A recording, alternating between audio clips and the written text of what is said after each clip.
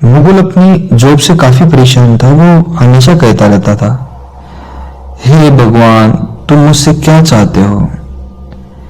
Actually Mukul को photography का शौक था, लेकिन कहते हैं ना, इंसान को उसकी परिस्थिति पता नहीं कहां से कहां ले जाती है, इसलिए वो अक्सर परेशान सा रहता था। एक दिन मुकुल घर आया और उसने अपनी बीवी से कहा, आज सुनती हो कहीं घूमने चलते हैं। ये कहने के बाद उन्होंने निर्णय लिया कि वो गोवा घूमने जाएंगे। उन्होंने टिकट बुक करवाई तो किस्मत से उन्हें 2 कंफर्म टिकट मिल गई। शाम को 7 बजे की ट्रेन थी। वे 6:30 बजे ही स्टेशन पहुंच गए। लगभग 20 मिनट बाद ट्रेन आ गई।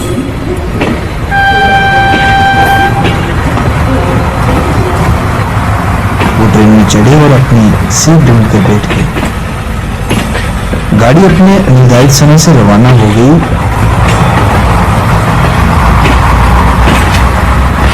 गाड़ी के कुछ देर चलने के बाद उन्होंने खाना खाना शुरू कर दिया, जो कि साथ में लेकर आए थे। सफर आराम से गुजर रहा था। गाड़ी का अपनी रफ्तार से भागना। खिड़की से बाहर उसने देखा तो उसको चारों तरफ अंधेरा नजर आया। गाड़ी धड़ाधड़ आगे बढ़ी जा रही थी।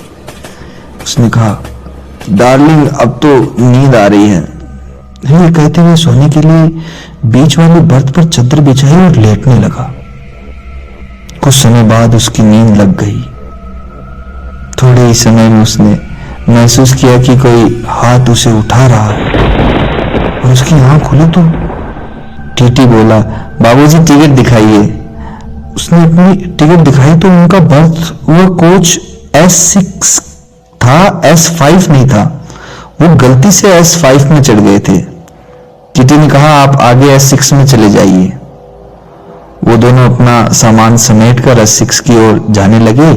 अपनी बर्थ को उन्होंने ढूंढा तो देखा कि उसकी सीट पर कोई पुराना सा कंबल ओढ़े लेटा है।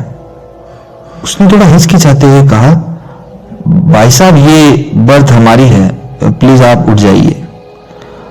वो आदमी धीरे धीरे सीट से उठा और अलग ही आवाज में बोला, सोइए, आपको आपकी सीट मुबारक हो। ये बोलता हुआ वो गेट की ओर जाने लगा। मुकुल ने देखा कि वो गेट से नीचे कूद गया। ये देखकर वो बहुत ज्यादा घबरा गया कि ये अचानक क्या हो गया। वो भागता हुआ टीटी के पास गया और उसने ये सब बात टीटी को बताई। तो टीटी ने इसे इग्नोर कर दिया और ऊपर से ये कहा कि ये बंजारे लोग हैं, आते ही आत्महत्या करने। वो बड़ा घबराया हुआ अपनी बर्थ की ओर लौटा और उसने देखा कि उसकी सीट इस तरह से दबी पड़ी है जैसे कि कोई उस पर सो रहा हो। उसने ये देखा और अपनी पत्नी से कहा, हम अगले स्टेशन पर उतर जाते हैं, ये ट्रेन बड़ी अजीब लग रही है। जब ये बात मुकुल ने अपनी पत्नी को कही तो उसने अचानक से एक अलग ही आवाज में कहा, कहां जाओगे बचकर मुकुल? वो ये देखकर पूरी तरह डर गया और वो ट्रेन में आगे भागने लगा। और जैसे ही अगला स्टेशन आया वो उस स्टेशन पे उतर गया। वो स्टेशन एकदम सुनसान पड़ा था।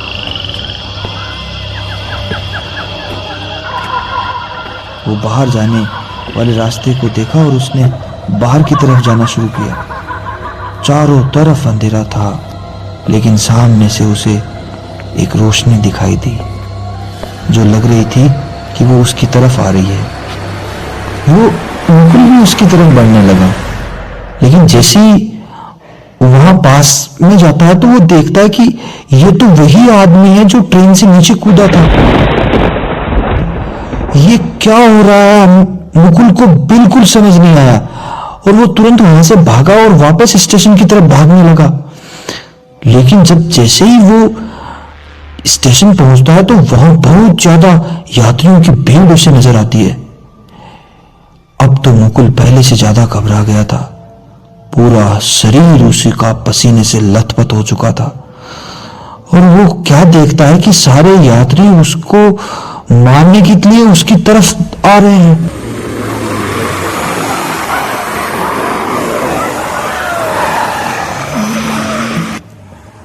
और वो जैसे ही उसकी तरफ मारने के लिए उसकी तरफ बढ़ते हैं तो एक हाथ उसके कंधे पर कोई आकर के रखता है और ये कहता है, मुकुल उठो मुकुल, सुबह हो गई है, चाय P low.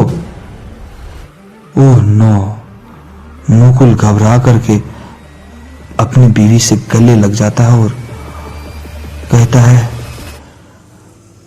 I love you. दोस्तों, ये सपना उसकी जिंदगी में ऐसा था जो कि वो कभी नहीं भूल सकता। बस इतनी सी थी ये कहानी। तो कैसे लगी आज की ये कहानी दोस्तों? लाइक कीजिए, शेयर